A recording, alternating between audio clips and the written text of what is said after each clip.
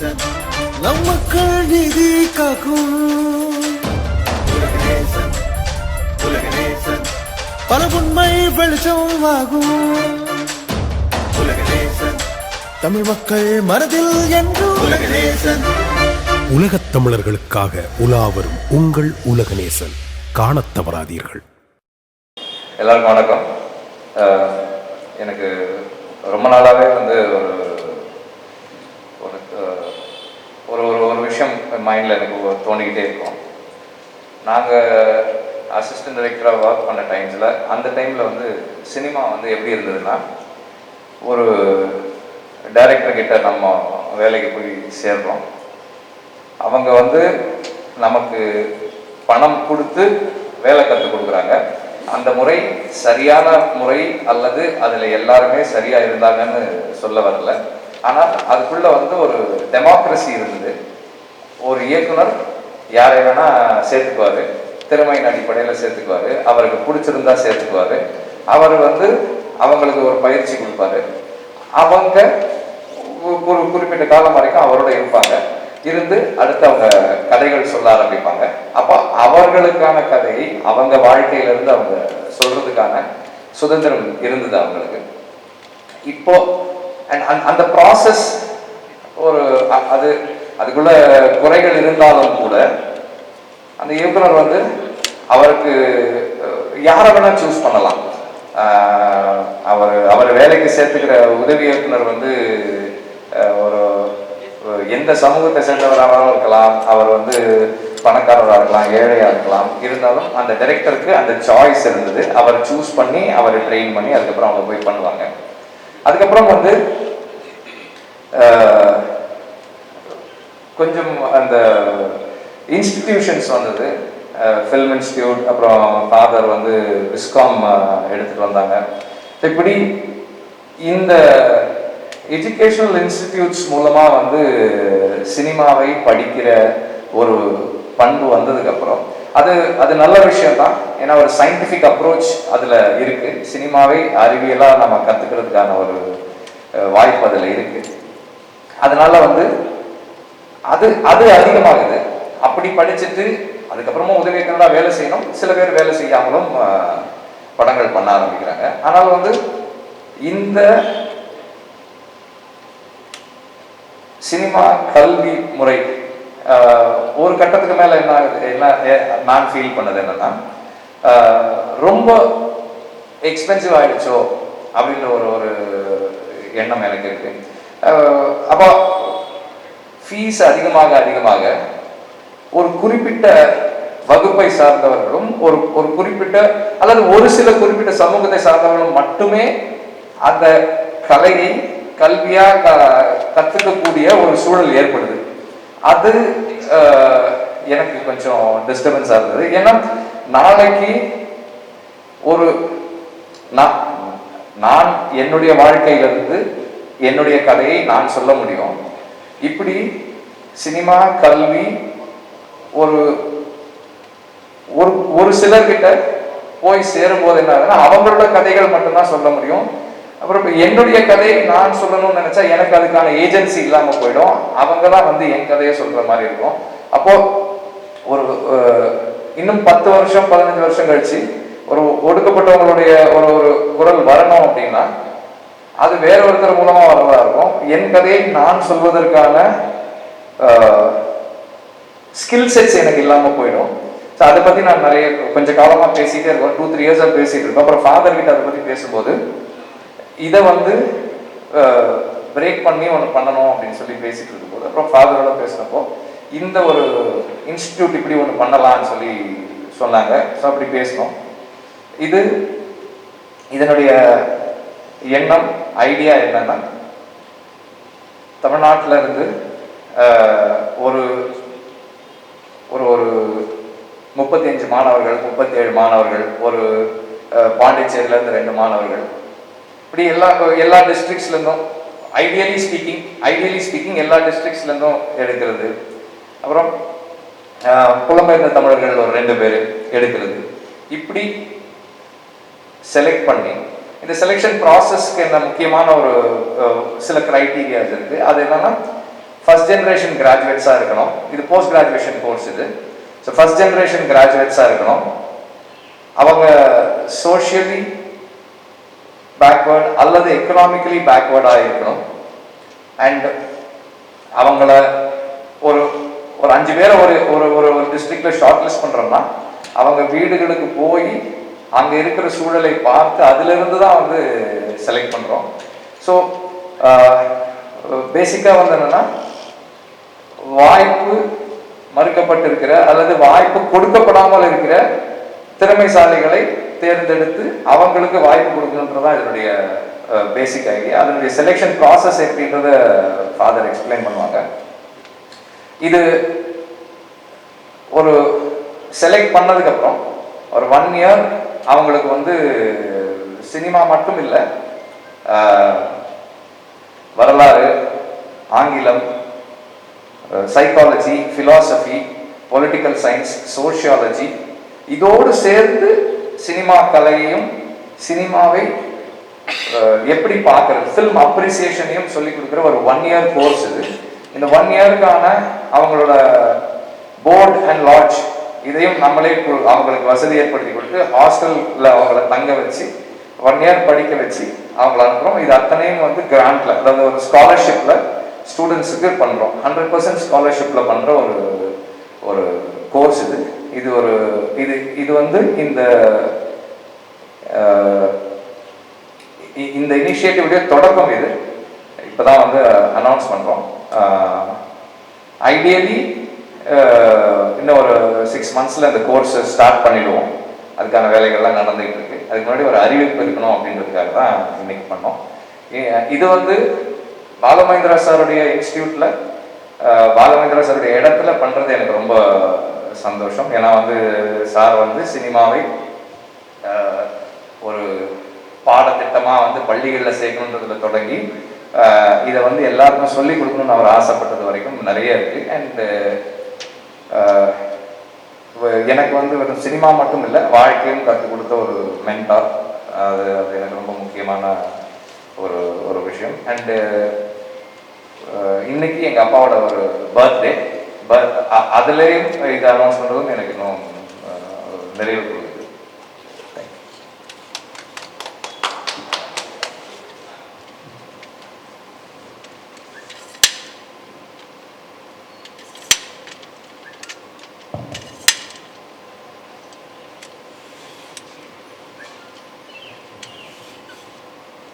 வணக்கம்.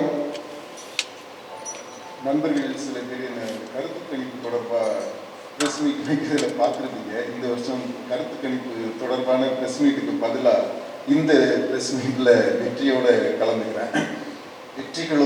கலந்துக்கிறேன். இது வந்து வெற்றிகளால் ஏற்பாடு செய்யப்பட்டு இருக்கக்கூடிய ப்ரெஸ் மீட்டு. வெற்றியை நோக்கி வெற்றி நடை போடக்கூடிய ஒரு தொடக்கத்தை காட்டக்கூடிய ஒரு ப்ரெஸ் மீட்டு. இதில் கலந்துக்கிறதுல நான் ரொம்ப சந்தோஷப்படுறேன்.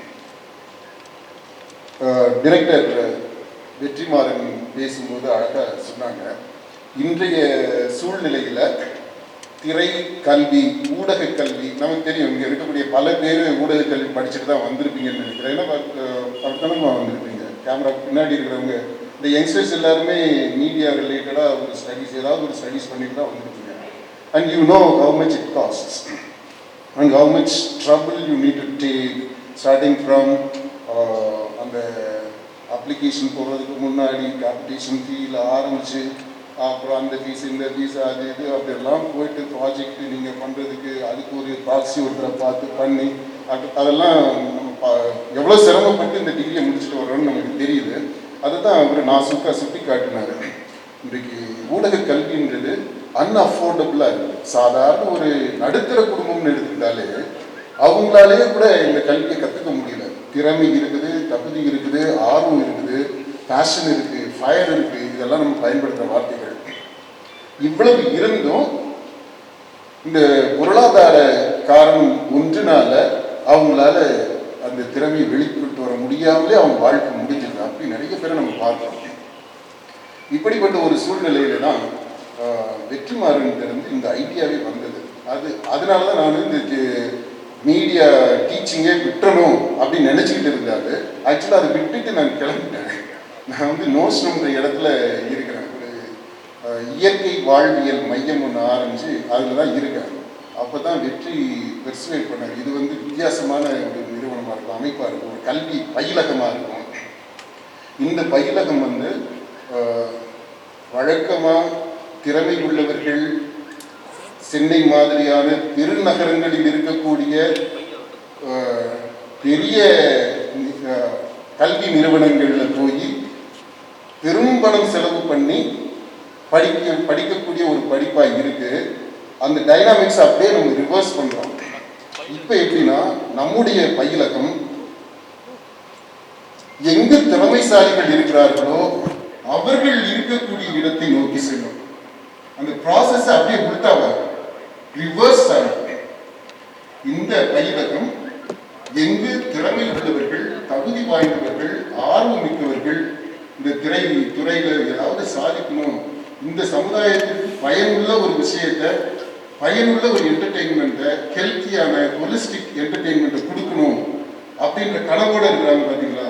அந்த கனவு உள்ளவர்களை, கனவு காணும் இளைஞர்களை, இளம் பெண்களை தேடி இந்த பயிலகம் போகுது.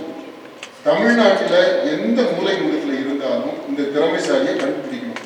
கண்டுபிடிச்சு அவங்கள்ட்ட இருக்கக்கூடியாத அவங்க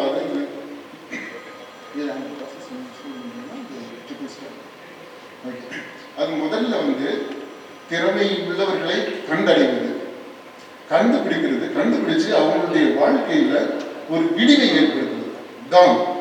இது வந்து ஒரு மார்னிங் ஸ்டார் இருக்கு பாத்தீங்களா, விடிவெள்ளி, அந்த மாதிரி ஒரு விடிவெள்ளிய போல இந்த நிறுவனம், இந்த பயிலகம் இருக்கும். அடுத்து இந்த மாதிரி நம்ம தேடி கண்டுபிடிக்கணும் பாருங்க, அந்த திறமைசாலிகளை கொண்டு வந்து அவங்களுக்கு ஒரு கைடிங் ஸ்டார் மாதிரி, அவங்களுக்கு வழிகாட்டியாக இருந்து அவங்கள்ட்ட இருக்கக்கூடிய திறமையை அவங்க கண்டுபிடிச்சு அதை வளப்படுத்தி செழுமைப்படுத்தி ஒரு படைப்பாளியாக உருவாக்குறது. இந்த படைப்பாளி வந்து வித்தியாசமான படைப்பாளியாக இருப்பாங்க. அதுதான் நம்முடைய இந்த பயிலகத்தினுடைய ஒரு சிறப்பு அம்சம் அப்படின்னு அவங்க வெற்றி எக்ஸ்பிளைன் பண்ணாங்க. எப்படின்னா, இதுல வெறுமனே சினிமா இன்ஸ்டிடியூட்டா அப்படின்னா என்ன பண்ணுவோம், கேமரா ஃபர்ஸ்ட் எய்டு, ஒரு ஷார்ட் ஃபிலிம் பண்ணு, அப்புறம் நம்ம பசங்களுக்கு எல்லாமே வந்து இந்த பேய்க்கிறது தான் ஈஸியாக இருக்கும் கற்பனை பண்ணுறதுக்கு. அதனால அந்த பேயை வச்சு அல்லது ஒரு லவ்வை வச்சு ஒரு ப்ராஜெக்ட் மாதிரி ஒன்று பண்ணுறது, ஒரு ஷார்ட் ஃபிலிம் பண்ணிட்டா படிக்க முடிஞ்சிச்சு, அப்படி இருக்கு. அப்படி இல்லாமல் நீ வந்து உண்மையாகவே ஒரு நல்ல திரைப்படத்தை எடுக்க வேண்டும் என்றால் சினிமாவை பற்றி மட்டும் கற்றுக்கொள்ள முடியாது. அப்படி கற்றுக்கிட்டா முதல்ல சினிமா பற்றி தனியாக கற்றுக்கவும் முடியாது. அப்படி கற்றுக்கிற படிப்பு முழுமையான படிப்பாகவும் இருக்காது. நீ எந்த பண்பாட்டில் பின்புலத்தில் இருந்து வருகிறாயோ உன்னுடைய பண்பாட்டை நன்கு கற்று தெரிந்து தெளிந்து பண்பாட்டில் வேரூன்ற வேண்டும். கெட்டிங் ரூட்டட் இன் ஒன்ஸ் கல்ச்சர். அடுத்து இந்த பண்பாட்டோடு தொடர்புடைய இலக்கியம், பாரம்பரியம், அதை பற்றி ஒரு பரிச்சயம் இருக்கணும், ஒரு தெளிவு இருக்கணும். இப்ப நம்ம தமிழ் பண்பாடு அப்படின்னு சொன்னோம்னா சங்க இலக்கியங்களை பத்தி சொல்றோம். சங்க இலக்கியம்னா என்னன்னே தெரியாம 10 பாட்டு 8 தொகை அது என்னன்னே தெரியாம ஒரு சிறந்த பிலிம் மேக்கரா தமிழ்நாட்டில் இருக்க முடியாது. அதனால சங்க இலக்கியங்களை பற்றி நம்ம தெரிஞ்சுக்கணும், பண்பாட்டுல வேறு ஒன்று. அடுத்து இந்த படம் எடுக்கிறது, திரைப்படமா எடுக்கிறோம் அப்படின்னா எதுக்கு? அங்கதான் சமூக பொறுப்புணர்வு இருக்கு. ஒரு சமூக பொறுப்புணர்வோடு சோசியல் இக்விட்டியை மனதில் வைத்து, அதாவது சமூக சமனாக்கம், அந்த சமனாக்கம் அப்படின்ற அதுக்கு அதை நோக்கிய படம் எடுக்கணும். ஆனா இதே சமயத்தில் இது வந்து வெறும் அவார்டு மட்டுமே வாங்கக்கூடிய படமாக எடுக்கிறதுக்கு அப்படியான பயிற்சியாக இருக்காது. இது கமர்ஷியலி சக்சஸ்ஃபுல் ஃபிலிம்ஸ், அதாவது பாக்ஸ் ஆஃபீஸ்ல வெற்றி பெறக்கூடிய நல்ல, அதாவது ஹெல்த்தி என்டர்டெயின்மெண்ட், அப்படி என்டர்டெயின்மெண்ட் தரக்கூடிய ஒரு பயிற்சி. அப்படி அந்த பயிற்சி களமாக இந்த பயிலகம் இருக்கும். இது இரண்டாவது. மூன்றாவது ஸ்டார் அப்படின்னா இந்த மாதிரி பயிற்சி பெற்றவர்கள் முடிந்த கடைசியாக ஒரு சூப்பர் ஸ்டாராக வருவார்கள். ஃபர்ஸ்ட் வந்து ஒரு விடிவெள்ளி, மார்னிங் ஸ்டார். அதான் இந்த இந்த பயிலகம் தேடி போய் அவங்களை கண்டுபிடிச்சு இங்கே கொண்டு வந்து அவங்கள வழி நடத்துது. அது 2வது கைடிங் ஸ்டார். 3வது இவர்கள் அனைவருமே இந்த படிப்பு முடியும் போது ஒரு சமூக பொறுப்பு மிக்க சூப்பர் ஸ்டாராக இவால்வ் ஆவாங்க. அது வந்து டைரக்டராக தான் இருக்கணும்னு அவசியம் கிடையாது. ஒரு பெரிய ஒரு அனலிஸ்டாக இருக்கலாம், ஒரு ரைட்டராக இருக்கலாம், ஸ்க்ரீன் பிளே ரைட்டராக இருக்கலாம், ஒரு ஃபோட்டோகிராஃபராக கேமராமேனாக இருக்கலாம், ஒரு நடிகராக கூட வரலாம். அது அவங்களுடைய தனித்துவத்தை பொறுத்து, இல்லை ஒரு பேராசிரியராக கூட வரலாம். இது முடிச்சுட்டு பண்பாட்டிலேயே ஆய்வு செய்யக்கூடிய ஒரு ஆய்வாளராகவும் வர முடியும். அரசியல் ஆய்வுகள் பண்ணக்கூடியது பார்த்தீங்கன்னா அந்த மாதிரியான ஆய்வாளராகவும் வர முடியும். அதனால இது பல்துறை inter disciplinary multi disciplinary approach to the study of film making. அதனால இந்த நிறுவனத்தினுடைய இந்த பயிலகத்தினுடைய பெயர்லேயே ஃபில்ம் அண்ட் கல்ச்சர் அப்படின்னு இருக்கும், சேர்ந்துருக்கும். நீங்கள் உங்களுக்கு ஹேண்ட் அவுட் கொடுப்பாங்க, உங்களுக்கு பிடிஎஃப் வந்திருக்கலாம், அதில் பார்த்தீங்கன்னா இதுதான் இதனுடைய தனித்துவமாக இருக்கும் அப்படின்னு வெற்றிமாறன் சொன்னதுனால நான் என்னுடைய முடிவை மாற்றி அங்கே போய் இயற்கை வாழ்வியல் மையம்னு இருந்த ஆள் சரி இதில் இன்வால்வ் பண்ணுவோம் அப்படின்ட்டு மென்டராக இந்த அமைப்போடு சேர்ந்து இது வந்து ஒரு eventually it will have become a film making movement, a different kind of film making movement. Tamil Nadu தழுவிய சமூக அக்கறை உள்ள திரைப்படங்களை உருவாக்கக்கூடிய புதிய தலைமுறை இயக்குநர்களை, புதிய தலைமுறை ஃபில்ம் மேக்கர்களை உருவாக்கக்கூடிய ஒரு பயிலகமாக, பட்டறையாக இந்த இப்போ நம்ம இன்றைக்கு தொடங்கக்கூடிய இந்த இது இருக்கும். அதனுடைய தொடக்கமாக இந்த 1 வருட diploma in film making, post graduate diploma in film மேக்கிங்கை நம்ம தொடங்கணும். இது தொடர்பாக வேறு கேள்விகள் அதெல்லாம் கேட்டீங்கன்னா வெற்றி இருக்காங்க, அவங்க சொல்றதுக்கு வாய்ப்பு. நான் வெற்றி துரைசாமி வந்து எனக்கு ஒரு 12-13 இயர்ஸாக எனக்கு பழக்கம். நான் நிறைய வேர்ட்ஸ் எல்லாம் வச்சுருக்கேன், அவர் நிறைய வச்சுருக்காரு. ஆடுகளம் வந்து எனக்கு ஒரு ஆடுகளம் படம் பார்த்தா அந்த நேரத்தில் ஒரு கிளி கிஃப்ட் கொடுத்தாரு. அப்படிதான் எனக்கு அவரோட பழக்கம். அதுக்கப்புறம் தொடர்ந்து பேசிகிட்டு இருக்கோம். இப்போ இந்த ஐடியா இருக்குதுன்னு நான் சொன்னப்போ, இப்படி இருக்குதுன்னு சொன்னப்போ இம்மீடியட்டாக அவர் என்ன சொன்னார்னா, இந்த இன்ஸ்டிடியூட் பண்ணுறதா இருந்தால் அந்த இன்ஸ்டிடியூட்டுக்கான இடம், மாணவர்களை தங்க வைக்கிறதுக்கான ஹாஸ்டல் அக்காமடேஷன் ரெண்டுமே நான் பார்த்துக்கிறேன், I will take care of இட்னு சொல்லி இமீடியட்டாக உள்ளே வந்தார். அவருக்கு இந்த இடத்துல அதுக்காக நான் டைம் பண்ணுறேன். ஸோ அவர் அனைவருக்கும் வணக்கம். வெற்றிமாறன் சார் வந்து எனக்கு ஒரு நண்பர் மட்டுமில்லை, என்னோட மானசீக குருநாதரும் அவர் தான். நான் அவரை வெளியே அட்ரஸ் பண்ணும்போது நண்பர்களுக்கெல்லாம் குருநாதன் தான் சொல்லுவேன், அது அவருக்கே தெரியாது. அவர் இந்த விஷயத்த சொல்லுவார், சினிமான்றது பல பேருக்கு கனவாகவே இருக்குது. அந்த கனவு இருக்கிற திறமைசாலிகளை ஐடென்டிஃபை பண்ணி அவங்க அந்த கனவை அச்சீவ் பண்ணுறதுக்கான முயற்சி தான் இது. இதில் ஃபாதர் வந்து மிகப்பெரிய ஆளுமை, இந்த விஷுவல் கம்யூனிகேஷன், இந்த சினிமா சம்பந்தமான கல்வியில் ஃபாதர் மிகப்பெரிய ஆளுமை. அவரோடவும் ஒரு மிகச்சிறந்த இயக்குனரோடவும் ஒன்றிணைந்து இதில் நான் ஆற்ற பங்கு சிறிய விஷயம்தான். இவங்களோட சேர்ந்து இதை ஒரு சக்ஸஸ்ஃபுல் வெஞ்சராக இதை நாங்கள் எடுத்துகிட்டு வரணும்னு நினைக்கிறோம். உங்களோட ஒத்துழைப்பும் ஆதரவும் கண்டிப்பாக எங்களுக்கு தேவை. நன்றி.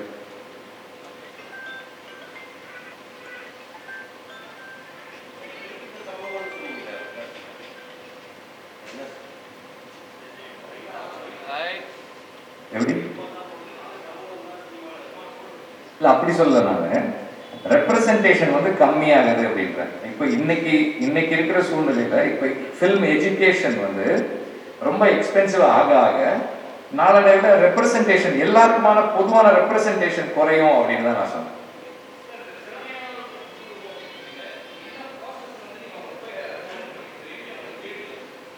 அது 5 படிநிலை இருக்குது. ஃபர்ஸ்ட் ஸ்டெப், முதல் படி என்ன அப்படின்னா, நம்ம இந்த வெப்சைட்டில் இப்போ உங்கள் மூலமாக இப்போ தமிழ்நாடு முழுக்க உலகம் முழுக்கவே இதை பற்றி செய்தி தெரிய வரும். இது தெரிஞ்ச உடனே அந்த ஆர்வம் உள்ளவர்கள் அப்ளை பண்ணுவாங்க. அந்த அப்ளிகேஷன் ஃபார்ம் இருக்குது, நம்ம வெப்சைட்லேயே இருக்குது, அதில் அப்ளை பண்ணுவாங்க. அதை ஒரு எக்ஸ்பர்ட் டீம் நம்ம கோர் டீம் இருந்து அதை ஸ்க்ரூட்டினைஸ் பண்ணி அதிலிருந்து ஒரு ஷார்ட் லிஸ்ட் பண்ணுவோம். அது உண்மையிலேயே ஆர்வம் உள்ளவங்களா என்ன நம்முடைய கிரைட்டீரியா இருக்குது பார்த்தீங்களா, அந்த கிரைட்டீரியாவுக்கு நம்ம இதில் சொல்லியிருக்கோம். வேணும்னா அதை நமக்கு தெளிவாக எடுத்து சொல்லுவோம். ஸோ அந்த கிரைட்டீரியா படி ஒத்து வரக்கூடியவர்களை ஷார்ட் லிஸ்ட் பண்ணிடுறோம். அது முதல் நிலை. இரண்டாவது நிலை, ஷார்ட் லிஸ்ட் பண்ணவங்களுக்கு ஒரு எழுத்துப்பூர்வமாக ஒரு தேர்வு இருக்கும். ஒரு ஆப்டிடியூட் எப்படி இருக்குது, ஆப்டிடியூட் என்னவா இருக்குது, not just aptitude but also attitude, அதையும் நம்ம செக் பண்ணுறதுக்காக ஒரு எழுத்துப்பூர்வமான ஒரு தேர்வு இருக்கும். அதை அடிப்படையாக வச்சு ஒரு அடுத்த லெவல் ஷார்ட் லிஸ்ட் இருக்கும். அதுக்கப்புறம் வந்து ஒரு அகடமிக்காக அவங்களுக்கு வந்து கற்றுக்கொள்வதில் எவ்வளவு ஆர்வம் இருக்குது, எவ்வளவு தெரிஞ்சிருக்கிறாங்கன்ற விஷயம் நமக்கு முக்கியம் இல்லை, தெரிந்து கொள்வதற்கு எவ்வளவு தூரம் அவங்களுக்கு ஆர்வம் இருக்குது அப்படின்றத நம்ம பார்க்கணும். கற்றுக்கொள்வதற்கு உதாரணமாக தம்பி நீங்கள் புக்கெல்லாம் படிப்பீங்களா, வாசிக்கிற பழக்கம் இருக்கா அப்படின்னு கேட்குறாங்க. நான் வாசிப்பேன் அப்படின்னா, சரி உனக்கு பிடிச்ச ஆத்தர் யாரு அப்படின்னா ரைட்டர் அப்படி யாருன்னு கேட்டால் யோசிக்கிறேன் நான் இந்த நக்கீரன் 30 ஆண்டுகள்லாம் படிப்பேன். நான் ஜோக்குக்கு சொல்லலை, இது மாதிரி பல பேர் இந்த ஆர்வம் வந்து இந்த லெவலில் தான் இருக்கிறாங்க. ரீடிங் அப்படின்னாலே இதுதான் ரீடிங். இது தப்புன்னு நான் சொல்லலை, இது கண்டிப்பாக அவசியம். நம்ம பயிலகத்திலையும் இதெல்லாம் வாசிக்கிறதுக்கு கண்டிப்பாக சொல்லுவோம். ஆனால் இது மட்டும்தான் வாசிப்பு அப்படின்னு நினச்சிட்டு இருக்கிறாங்க பார்த்தீங்களா. இதை தாண்டி போகணும் அப்படின்ற அந்த உணர்வு இருக்கு பாருங்க, அது இருக்கிறதா என்னன்றத நம்ம பார்க்கணும். Academic interview. அடுத்தது வந்து ஒரு ப்ரொஃபஷனலாக இன்டர்வியூ. அதாவது இந்த திரைத்துறையில் இருக்கக்கூடிய ஈடு கொடுக்கக்கூடிய அளவில் நம்ம ஒரு இந்த பயிலகத்துக்கு ஒரு இலக்கு வச்சிருக்கிறோம், லட்சியம் வச்சிருக்கிறோம், ஒரு மோட்டோ வச்சிருக்கிறோம், தத்துவார்த்த வழிகாட்டி வச்சிருக்கிறோம். From screens to social equity அப்படின்றோம். ஸோ இதை எவ்வளவு தூரம் அவங்க இந்த தம்பியோ இந்த தங்கச்சியோ பிள்ளை உள்வாங்கி இதோட ஒத்து உணர முடியும் அப்படின்றத ஆய்வு செய்வதற்கு அடுத்த லெவலாக ஒரு ப்ரொஃபஷனலான ஒரு இன்டர்வியூ. ஸோ அகடமிக் ஒரு இன்டர்வியூ இருக்குது, ப்ரொஃபஷனலாக இன்டர்வியூ இருக்குது. அதுக்கப்புறம் நான் சொன்னேன் பார்த்தீங்கன்னா வீடு தேடி போகிறது. இது எல்லாத்தையும் ஷார்ட் லிஸ்ட் பண்ணுறவங்க கடைசியாக ஒரு தோராயமாக இப்போதைக்கு எப்படின்னா ஒரு மாவட்டத்துக்கு ஒருத்தர் அல்லது ஒரு நாடாளுமன்ற தொகுதிக்கு ஒருத்தர் நம்ம இது அந்த மாதிரி. அப்போ ஒரு 30, 35, 40 பேர். அதில் ஒரு பாதி பெண்கள் இருந்தாங்கனாலும் ரொம்ப சந்தோஷம். கொஞ்சம் பேர் அரவாணிகள் இருக்கிறாங்க, அதில் ஒரு 5-10% அரவாணிகள் வர்றாங்க அப்படின்னா இன்னும் அரவாணிகள் திருநங்கை அவங்க அது சந்தோஷம். அது நம்ம எப்படின்றது போக தெரியுது. அதெல்லாம் நம்ம கரெக்டாக இத்தனை பேர் வந்துதான் ஆகணும், இத்தனை பேர் அதுக்கு மேலே வந்து இடத்த காலியாக வச்சுருப்போம் அப்படிலாம் இல்லை. எவ்வளோ பேர் வர்றாங்களோ அவங்கள நம்ம இது எடுத்துக்கிறோம், தேர்ந்தெடுக்கிறோம். அப்புறம் ஹோம் விசிட், வீட்டுக்கு போய் வீட்டில் சூழ்நிலையை பார்த்து அங்கே பெற்றோர்களோட பேசி. ஏன்னா இப்போ சில சமயங்களில் எப்படி இருக்கும்னா, அந்த பையன் சினிமா பண்ணணுன்றப்போ அவங்க வீட்டில் அதர் கமிட்மெண்ட்ஸ் இப்போ இம்மீடியட்டாக அட்டன் பண்ண வேண்டிய விஷயங்கள் இருக்கலாம். உடனே வீட்டு ஓடி வந்துடவெல்லாம் முடியாது. அப்படிப்பட்ட சூழ்நிலைகள்லாம் இருக்கலாம். இதெல்லாம் நம்ம நேராக போய் பார்த்தோம்னா தான் தெரியும். அடுத்து பெற்றோர்கள் எவ்வளவு தூரம் இதுக்காக சாக்ரிஃபைஸ் பண்ணுறதுக்கு இந்த பையனுடைய அல்லது இந்த பொண்ணுடைய கனவை எவ்வளவு தூரம் அவங்க ஷேர் பண்ணுறாங்க, பகிர்ந்துக்கிறாங்க அப்படின்றதை நம்ம பார்க்கணும்.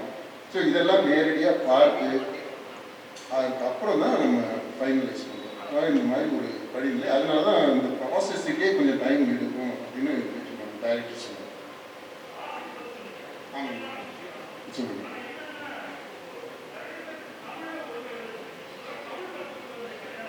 கண்டிப்பாக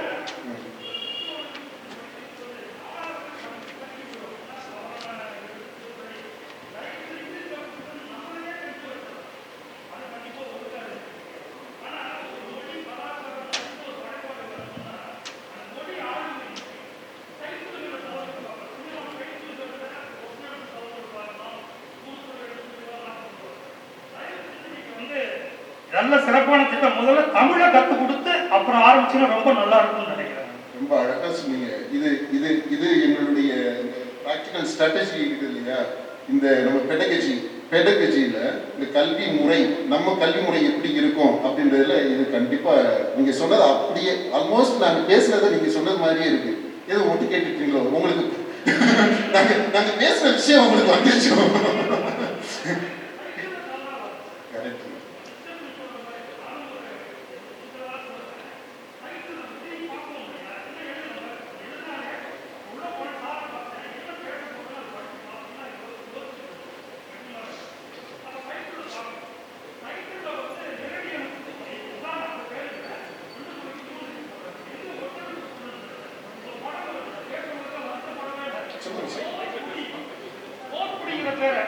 போர்க்குடிங்கிற பேரை போர் ஸ்பேஸ் விட்டு குடின்னு சண்டை போட்டு போய் குடி, போர் பண்ணிட்டு குடி அப்படின்னு அதுக்கு அர்த்தம் வருது. போர்க்குடிங்கிற வார்த்தைக்கு ஏன்னா மொழி ஆளுமை இல்லாத ஒருத்தன், மொழியை நேசிக்காத ஒருத்தன் அவன் இனத்தையோ அவன் கலாச்சாரத்தையோ நேசிக்க முடியாது.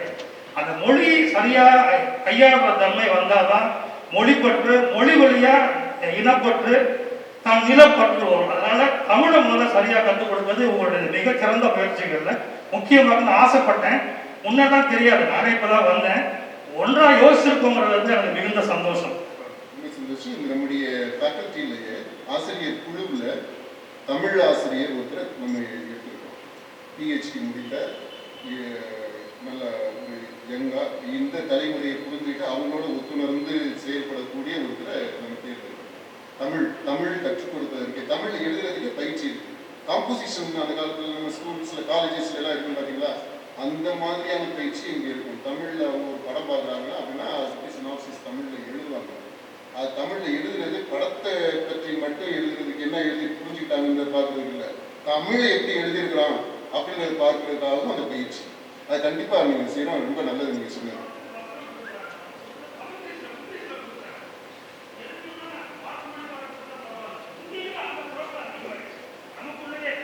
அது ரொம்ப வேதனையானதாகவும் ரொம்ப வருத்தத்துக்குரிய விஷயமா. நம்ம தானே பேசுறோம், நமக்குள்ளதானே பேசிக்கிறோம். எதுக்கு ஆங்கிலத்தில் வசனத்தை எழுதி கொடுக்க வேண்டியங்கிற ஒரு கொடுமையான நிலைமைகள். அது ஆங்கிலமும் இல்லை, தமிழ்லேஷன் அது ஒரு இல்லாத மொழிய அதையெல்லாம் மாற்றுவதற்கு சரியா நல்லா இருக்கும். நிறைய நேரத்துக்கு நன்றி.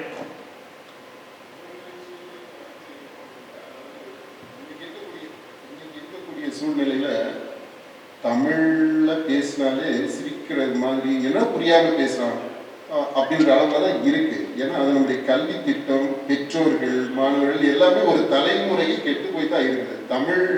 தமிழா இல்லை, ஆங்கிலம் கலந்துதான் இருக்கு. அதை நம்ம தவிர்க்க முடியும். இந்த ரியாலிட்டியை நம்ம கணக்கில் எடுத்துக்கணும். இப்போ நம்ம பேசுறதுலேயே பாருங்க, நான் தமிழில் எனக்கு ஆர்வம் இருக்குது, தமிழில் எழுதுறேன், இருந்தாலும் பேசும்போது அத்தனை ஆங்கில வார்த்தைகள் வந்துடுது. அது தவிர்க்க முடியாத ஒரு சூழலாக இருக்கு. ஆனால் அது கான்சியஸாக எவ்வளவு ஆங்கிலத்தை தவிர்த்துட்டு எவ்வளவு நல்ல தமிழ்ல எளிமையான தமிழ்ல நம்ம சொல்ல முடியுமோ அதற்கான பயிற்சி கண்டிப்பா இங்க இருக்குங்க சார். அது மட்டும் இல்ல, ஆங்கிலம் எழுதுவதற்குமே இங்க பயிற்சி இருக்கு. எளிய சரியான ஆங்கிலம், அதுக்கு ஒரு ஆங்கில பேராசிரியரையும் நம்ம இதுல சேர்த்து சார். இந்த கேள்வி சார், அந்த பொருளாதாரத்தில் பின்தங்கின அனைத்து தமிழக சமுதாயம் மக்களுக்குமான தேர்வா இருக்குமா சார் அவங்களோட இந்த லிஸ்ட்? எல்லா ஜாதியினருக்கும்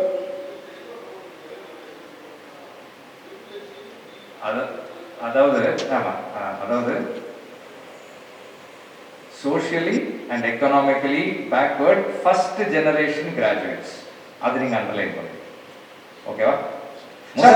முதல் தலைமுறை பட்டதாரிகள் சார். அவர் சைலேஷ் துரைசாமி சார் அவர் சார், நீங்க சாரோட சொன்னதானே? இல்லை இல்லை, அப்பாவோட ஐஏஎஸ் அகாடமி மாதிரி இந்த அகாடமியும், நான் அவங்க ஐஏஎஸ் அகாடமிக்கு அப்புறம் தான் தமிழ்நாட்டிலேருந்து நிறைய ஐஏஎஸ் ஐபிஎஸ் ஆஃபீஸர்லாம் வந்தாங்க. அதேமாதிரி இதுக்கப்புறம் நல்ல திறமைசாலிகள் சினிமாவில் வருவாங்க அப்படிங்கிற நம்பிக்கையோடு தான் வெற்றி அவர் கூட கை கோர்த்துருக்கீங்களா எப்படி? இது வந்து ஒரு நல்ல விஷயம். இது கண்டிப்பாக ஒரு இன்னைக்கு தேவையான விஷயமும் கூட. அது இயக்குனரும் ஃபாதரும் சொல்லும்போது இதை சேர்ந்து பண்ணுறது முதல்ல இருந்தே ஆசைப்படுது. இதுக்கும் அந்த ஐஏஎஸ் இன்ஸ்டியூட்டுக்கு ஏதாவது சம்மந்தம் இல்லை. அந்த மாதிரி கண்டிப்பாக இது ஒரு வெற்றிகரமான பெரிய விஷயத்தான் தான் வரும். நன்றி.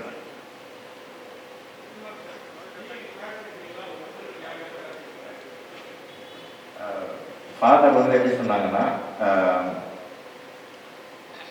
மாதத்துக்கு ஒரு தடவையாவது நான் வந்து ஸ்டூடெண்ட்ஸோட இன்ட்ராக்ட் பண்ணி ரிவ்யூ பண்ணணும் அப்படின்னு சொல்லியிருக்கேங்க. ஐ திங்க் நான் ஃப்ரீயாக இருக்கும்போது, நான் அவைலபிளாக இருக்கும்போது கண்டிப்பாக போவேன். பட் நான் வந்து அந்த டீச்சிங் ஃபேக்கல்ட்டி கிடையாது. ஏன்னா எனக்கு சொல்லி கொடுக்கறதுக்கான, அதாவது சினிமாவை ஒரு கலையாக சொல்லி கொடுக்கறதுக்கான எக்ஸ்பர்டீஸ் எனக்கு கிடையாது. ஆனால் போய் என்னுடைய அனுபவங்களை நான் அந்த மாணவர்களோட ஷேர் பண்ணிக்கலாம். ஐ திங்க் அது அவங்களுக்கு என்கரேஜிங்காக இருக்கும்னு நினைக்கிறேன். அந்த அளவுக்கு எனக்கு இப்போ சொல்லி கொடுக்குறதுன்றது அது வேற ஒரு ஆற்றல், அது எனக்கு இல்லை. பட் நான் போய் அந்த அனுபவங்களை சொல்லி ஷேர் பண்ணிக்கலாம். சமூகம் இதெல்லாம் வந்து அப்புறம் இப்போ அனுராக் கஷ்யப் இன்னும் 2-3 பேர்லாம் வந்து இந்த கோர் கமிட்டியில் இருக்காங்க. அவங்களும் ஃப்ரீயாக இருக்கும்போது வந்து இன்ட்ராக்ட் பண்ணுவாங்க. இங்கே இப்போ தமிழில் ஒர்க் பண்ணுற நண்பர்கள் எல்லாருமே வந்து நம்ம கூப்பிட்டா வந்து ஒர்க் பண்ணுவோம். சமூகம் இதெல்லாம் பேசணும்னால கேட்கும். நான் தென் மாவட்டம் திருநெல்வேலியிலேருந்து வந்தவங்க. இந்த தென் மாவட்டம் திருநெல்வேலியிலேருந்து வந்தேன். இந்த ஜாதி கலவரம், அதனுடைய வேதனைகள், இது அடி என்னென்ன பட்டாங்க நேரில் பார்த்தோம். சமீப கால படங்களில் வந்து இந்த ஜாதி வந்து அதிகமாக இருக்கு. ஒரு அசுரன் படம் வந்தால் பின்னால் வந்து திரௌபதினு வருது, கர்ணன் வந்தால் உத்தரதாண்டவன் வருது. கொஞ்ச காலமாக தமிழ்நாடு வந்து ஒரு அமைதி பூங்காவாக இருக்கு. இந்த மாதிரி சினிமா வந்து ஜாதி வெளியே வந்து இது பண்ணி தூண்டி பெரிய எதுவும் ஆகுமா அப்படின்னு ஒரு பயம் இருக்கு. சினிமா அந்த போக்கு வந்து சரியா? இதை பற்றி நீங்கள் என்ன நினைக்கிறீங்க? அவங்களுக்கான கதையை அவங்க சொல்றதுக்கான உரிமை இருக்கு இல்லையா? அந்த கதைகள் சொல்லணும்னு தான் நினைக்கிறேன். எல்லா விதமான கதைகளும் வரணும். அது அதனுடைய சினிமா வந்து சமூகத்தில் என்ன இருக்கோ அதுதான் பேசுது. அதை பேசாமல் இருப்பதால சமூகத்தில் அது இல்லைன்றது கிடையாது. ஸோ அது அது அது ஒரு விவாதத்தை ஏற்படுத்துது இல்லையா? அது I think it's a good thing only. விவாதம் பெரிய அளவில் சென்னையில் இருக்கிறவங்களுக்கு தெரியாது. பாதிக்கப்படுவது தென் மாவட்டங்களே வட மாவட்டங்களே அடிப்படையில் தான் பாதிக்கப்படுவாங்க. 2 தரப்பு வந்து ஈஸியாக வந்து 10 வச்சிங்கன்னா வெடிச்சு பெருசு ஆகிடும். அந்த பொறுப்புணர்வு இன்னும் சினிமாக்காரங்களுக்கு உண்டாக கண்டிப்பாக பொறுப்புணர்வோடு செயல்படணுன்றது தான் இது நான் சொல்றேன். பொறுப்பு இல்லாமல் நீங்கள் அதை இது போல கலைகளை கையாளவே முடியாதுன்னு தான் நினைக்கிறேன். ஒரு குறைந்தபட்ச பொறுப்பு இருந்தால் மட்டும் அதை செய்யவே முடியும்.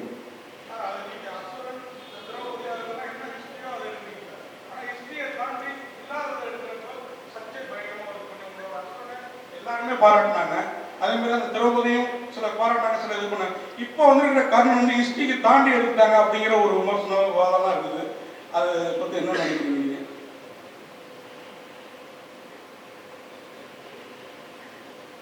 இதை நம்ம ஒரு திரைப்பட விமர்சன அமர்வா இதை மாற்றணும்னு நினைக்கிறேன்.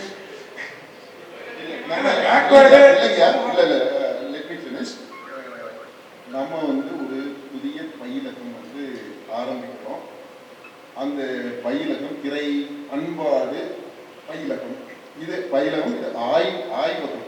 It's going to be a soon a research institute. Research பண்ணக்கூடிய திரைப்படத்துல பண்பாட்டோடு தொடர்புபடுத்தி, அரசியலோடு தொடர்புபடுத்தி ஆய்வு செய்வதற்கான ஒரு ரிசர்ச் இன்ஸ்டிடியூட்டாகவும் இது இந்த ஒரு ஆண்டில் மாறும். அதை நோக்கி தான் நம்ம போய்கிட்டு இருக்கோம். இதை பற்றிய விளக்கங்கள் அதில் நம்ம சொல்லும்போது என்ன தெளிவாக சொல்கிறோம் அப்படின்னா, இந்த நாம் தொடங்கி இருக்கக்கூடிய இந்த பயிலகம் ஆய்வகம் பண்பாட்டில் வேறு ஒன்றிய சினிமா கலையில் தொழில்நுட்பத்தில் ஒரு பாண்டித்தியம் பெற்ற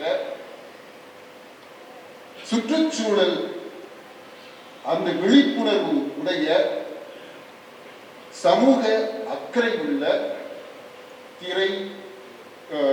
திரைத்துறையினர், திரைப்பட இயக்குனர் மட்டும் மற்றவங்க இருக்கிறாங்க.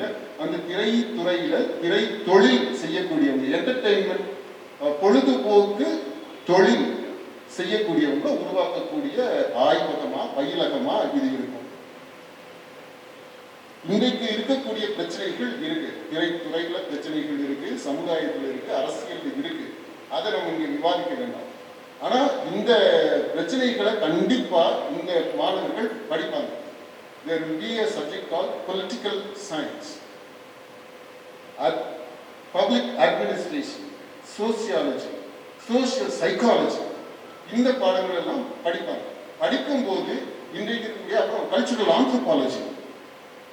ஸோ இந்த பாடங்கள்லாம் படிக்கும்போது ஆப்வியஸ்லி நீங்கள் கேட்டீங்க இல்லையா, நீங்கள் கேட்குற கேள்விகள் இருக்கு இல்லையா, இந்த கேள்விகளை கண்டிப்பாக அட்ரஸ் பண்ணி தான் ஆகும். அது வந்து பாடத்திட்டத்திலேயே இருக்கு. அதனால நீங்கள் ஒரு 1.5 ஆண்டுகள் காத்திருக்க வேண்டும். இந்த நம்ம அவுட்புட்டு எப்படி வருது அப்படின்றத ஒட்டி அந்த கான்வொகேஷனுக்கு கண்டிப்பாக வெற்றிமாறன் இயக்குனர் வந்து ஒரு ப்ரெஸ் மீட் ஏற்பாடு பண்ணுவார் கான்வொகேஷனுக்கு. அப்போ நீங்கள் வந்து இப்போ கேட்க நினைக்கிற கேள்விகள்லாம் அப்படி just hold on for some time and இந்த convocation you ask all this. Sir ஒரு வருஷத்துக்குள்ள இந்த சோசியாலஜி எல்லாத்தையும் கற்றுக் கொடுத்துட முடியுமா சார் சினிமாவோட சேர்த்து? ஒரு வருஷத்துக்குள்ளார நீங்க சொன்னீங்கல்ல, இப்போ இவர் சொல்றாரு தமிழே ஃபண்டமெண்டலே தெரியாம இருக்காங்க அப்படின்ட்டு, அப்போ இந்த சப்ஜெக்ட்லாம் சேர்த்து கற்றுக் கொடுத்துட முடியுமா சினிமாவில்? அதாவது இல்லை, நம்ம வந்து உடனே இப்போ பொலிட்டிக்கல் சயின்ஸ்ன்னு சொன்ன உடனே பிஹெச்டி இன் பொலிட்டிக்கல் சயின்ஸ் அந்த அளவுக்கு நீங்க யோசிக்காதீங்க. அரசியல் அப்படின்னு சொன்னோம்னா அந்த அரசியல்ல என்ன ஒரு ஃபில்ம் மேக்கர் என்ன தெரிஞ்சிருக்கணும் அந்த விஷயங்கள். சோசியாலஜினா பேசிக் பிரின்சிபிள்ஸ் ஆஃப் சோசியாலஜி தெரியணும். சைக்காலஜியை பற்றி பேசும்போது பர்சனாலிட்டி தியரிஸ் ஆஃப் பர்சனாலிட்டி தெரிஞ்சிருக்கணும். ஏன்னா அவன் வந்து இமீடியட் அந்த பர்சனாலிட்டி தியரிஸை வந்து கேரக்டரைசேஷனுக்கும் பயன்படுத்த முடியும். ஒரு திரைப்படத்தில் கேரக்டர் உருவாக்கத்துக்கு சொந்தமாக யோசிக்கிறது இருக்கு. இப்போ சைக்காலஜி தெரிஞ்சிருந்தா அவனுடைய ஆளுமையை பற்றியும் தெரிஞ்சுக்க முடியும். அடுத்து அவன் உருவாக்கக்கூடிய கேரக்டரும் ஒரு ஆளுமை மிக்க கேரக்டர்ஸை அவன் கதையில உருவாக்க முடியும். ஸோ அந்த மாதிரி தான் நம்ம திட்டமிட்டு இருக்கோம். ஓராண்டுக்குள்ள முடிக்கக்கூடியது 24 மணி நேரமும் அவங்க படிக்கிற they will be available. This is entirely residential. முழுக்க 100 விழுக்காடு இது உண்டு உறைவிட பள்ளி. அதனால 24 மணி நேரத்துல எப்போ வேணாலும் எந்த வகுப்பும் நடக்கலாம். அதுக்கு அவங்க தயாரா இருப்பாங்க. அப்படி நீங்க புரிஞ்சுக்கிட்டீங்க அப்படின்னா வெறுமனே 4 மணி நேரம் 3 மணி நேரம் காலேஜ் இருக்கு பார்த்தீங்களா, அந்த கான்செப்டை வச்சு பார்த்தோம்னா இது நடக்காது. இப்போ ஓராண்டுல அவங்க படிக்க போறது 3 ஆண்டுகளுக்கான படிப்புகளை படிச்சு முடிச்சிருக்காங்க. அதுக்கு கண்டிப்பா இங்க உத்தரவாதம் நான் இருக்கேன் சார். இப்போ கிரியேட்டர்ஸ் பார்த்தீங்கன்னா பழைய காலத்துல இந்த இயக்குநர்கள் எல்லாம் பார்த்தீங்கன்னா ஒன்று நல்ல கல்வி முறை, அதாவது அவங்களோட மென்டார்கள் கிட்ட ஒழுங்கான கல்வியை கற்றுக்கிட்டு அதுக்கப்புறம் இயக்குறாங்க. அப்படிப்பட்ட படங்கள்ல பார்த்தீங்கன்னா கவர்ச்சின்னு சொல்லிட்டு காமம் கிடையாது, ரொம்ப கொச்சைப்படுத்தக்கூடிய காமம் கிடையாது. அதுக்கப்புறமா பார்த்தீங்கன்னா ட்ரக்ஸ் வந்து பார்த்தீங்கன்னா அந்த காலத்துல கிடையாதுங்க. இப்போ இருக்கிற இயக்குநர்களும் ஃபிலிம் இன்ஸ்டியூட்ல படிச்சதெல்லாம் ஒழுங்கா பண்றாங்க. ஆனா இந்த ஃபாரின் ஃபிலிம்ஸ் வரைக்கும் பார்க்குறேன், ஷார்ட் ஃபிலிம்ஸ் வரைக்கும் பண்றேன் அப்படின்ற ப்ராப்பர் எஜுகேஷன் இல்லாம வரவங்க பார்த்தீங்கன்னா இன்னைக்கு அவங்களோட நிறைய படங்களை பார்த்தீங்கன்னா அதுல வன்முறைகள் அதிகமா இருக்கு, அதுக்கப்புறம் ட்ரக்ஸ் நிறைய இருக்கு, அதுக்கப்புறம் பார்த்தீங்கன்னா ஆபாச காட்சிகள் நிறைய வருது. ஒழுங்கான மென்டார் கிட்ட வரவங்க அந்த மாதிரி பண்றது இல்லை. இந்த மாதிரி புதுமுகமாகட்டும் வரவங்க வந்து அவங்கள வந்து செல்ஃப் மேட் டிரெக்டர்ஸ் ஆட்டம் வராங்க. அதாவது பழைய படங்கள் பார்க்குறாங்க, பழைய படங்கள் ஃபாரின் ஃபிலிம்ஸை பார்க்குறாங்க. Foreign culture is totally different from Indian culture. For example பார்த்தீங்கன்னா தமிழ் கல்ச்சரே கவர்ச்சியில் பார்த்தீங்கன்னா ஓரளவோடு தான் இருக்கும். அது நார்த் இந்தியன் ஃபிலிம்ஸ், இந்த ஹிந்தி ஃபிலிம்ஸ் அந்த மாதிரி பார்த்தீங்கன்னா ரொம்ப ஆபாசமாக இருக்கிற மாதிரி நமக்கு தெரியும். பட் அந்த மாதிரி கல்வி இல்லாமல் நீங்கள் கற்றுக் கொடுக்கணும் அப்படின்ற ஒரு எண்ணம் வச்சிங்கன்னா நல்லா இருக்கும்.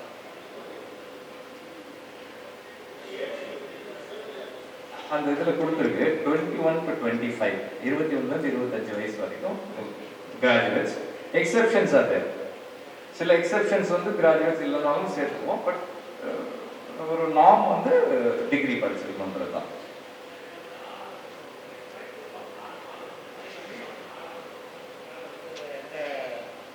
வாழ்வாதாரத்துக்கு வேற ஏதாவது துறைகளுக்கு ஒர்க் பண்ணிட்டு இருப்பாங்க. அதை விட்டுட்டு இந்த தொழிலுக்கு வரணும்னு சொல்லி இந்த இன்ஸ்டியூட்ல சேர்றாங்கன்னு வச்சுக்கோங்க. அந்த ஒரு ஆண்டு காலத்துக்கு வந்து அவங்க எப்படி சமாளிப்பாங்க ஃபேமிலியை? அதுக்கு அந்த இதை ஒதுக்கீடு கட்டுறதுக்கு திட்டம் அவங்க தங்குறதுக்கு படிக்கிறதுக்கு சாப்பிட்றதுக்காக நம்ம பார்த்துக்குவோம். அந்த அளவுக்கு நம்மளால பண்ண முடியும். நீங்க கேட்டது அதுக்கு நான் சொன்னேன். நான் இந்த ஹோம் விசிட் பார்த்தீங்களா, வீட்டில் போய் நேரடியாக பார்க்கும்போது அதை நான் எக்ஸ்பிளைன் பண்ணேன். இந்த வர விரும்புகிறவர் ஆணோ பெண்ணோ அவங்களுடைய கனவு இருக்குது. இந்த கனவை பேரண்ட்ஸு பெற்றோர்கள் எவ்வளோ தூரம் ஷேர் பண்ணுறாங்க, எவ்வளோ தூரம் சப்போர்ட் பண்ண முடியும், எவ்வளோ தூரம் இவருக்கு இந்த ஃபேமிலியில் கமிட்மெண்ட் இருக்குது, இது எல்லாத்தையும் நம்ம நேராக பேசுகிறோம். குடும்பமாக உட்கார்ந்து பேசி சப்போஸ் இந்த பையன் வந்து எக்ஸப்ஷனலாக இருக்கிறான், கண்டிப்பாக படித்த ஒரு ஆண்டு படிக்கும் போது அவனுக்கு வாழ்க்கையில் பெரிய அளவில் கை கொடுக்கும் அப்படின்னா அது பெற்றோர்கள்ட்ட நாம் பேசுவோம்.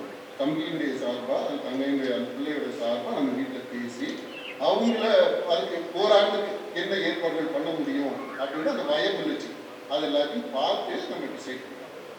ஆனால் அதுக்கு இதை காம்பன்சேட் பண்ணுறது மாதிரி நீங்கள் பண உதவி ஸ்டைப்பண்ட் கொடுக்குறது அந்த மாதிரி அந்த அளவுக்குலாம் நம்ம போக முடியாது. நானா பயிலரங்கம் இங்கே சென்னையில் தான் கண்டிப்பாக இருக்கு. இடம் எல்லாமே ரெடி ஆயிடுச்சு. இப்போ அது அடுத்து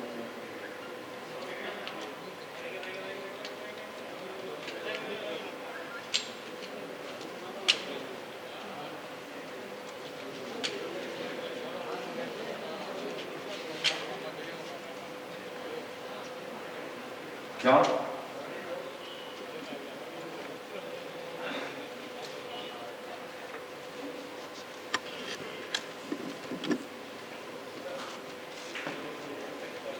இது எங்க டீம்.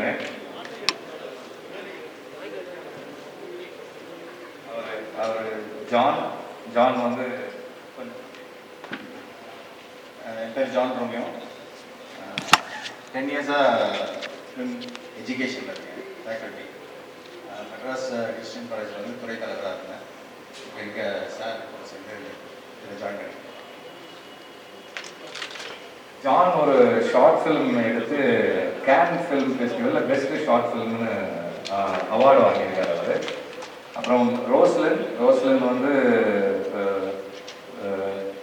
அவர் செல்வம் பாலமேந்திர சார், அப்புறம் அவர் தொடர்ந்து கமல் சார் எல்லாருக்கும் ஸ்டில் ஃபோட்டோகிராஃபராக ஒர்க் பண்ணார்.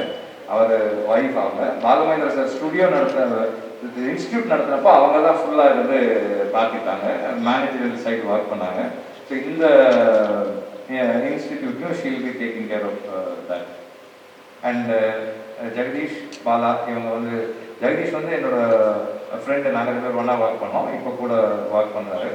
அண்ட் பாலா வந்து சாருடைய இன்ஸ்டியூட்டில் லாஸ்ட் பேட்ச் படித்தான். அதுக்கப்புறம் வந்து என்ன ஒர்க் பண்ணிட்டு இருக்கான். ஸோ இந்த இன்ஸ்டியூட் ஒர்க் எல்லாரும் ஷேர் பண்ணி தான் செய்கிறோம். இன்னும் நிறைய பேர் இருக்காங்க, மற்றவங்களும் இருக்காங்க. பட் இப்போ வரைக்கும் இவங்க எல்லாம் ஒர்க் பண்ணியிருக்காங்க. அதுதான் இந்த நண்பர் மீடியா ஃப்ரெண்ட்ஸ் ஒரு ரிக்வெஸ்ட்டு. நம்ம ஆங்கிலத்தில் அந்த ஹேண்டில் இருக்கு, தமிழில் நம்ம போடும்போது திரை பண்பாடு ஆய்வகம், திரை பண்பாடு ஆய்வகம் அப்படின்னு அந்த மாதிரி. நன்றி.